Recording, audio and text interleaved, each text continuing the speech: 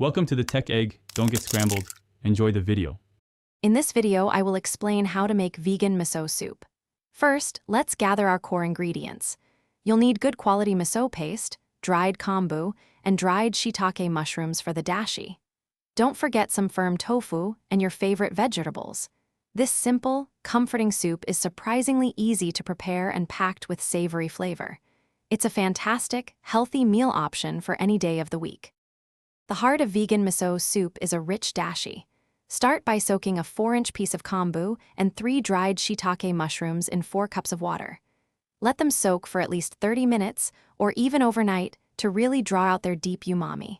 Then, gently simmer this mixture for about 10 minutes, being careful not to boil. Finally, remove the kombu and mushrooms, and your flavorful dashi is ready. Now it's time to build your soup. Add your favorite vegetables, like sliced scallions or spinach, and some cubed firm tofu to the simmering dashi. Cook them until they are just tender. The key to perfect miso soup is how you add the miso paste. Never boil miso directly.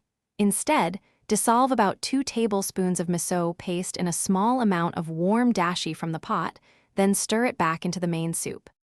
Your homemade vegan miso soup is now ready to enjoy. Ladle it into bowls and garnish with a sprinkle of fresh, thinly sliced scallions for a pop of color and extra flavor.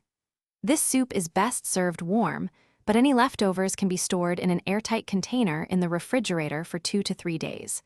Remember to gently reheat it without boiling to preserve the miso's delicate taste.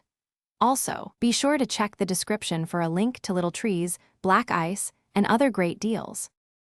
Thanks for watching. Consider subscribing if I helped unscramble your problems.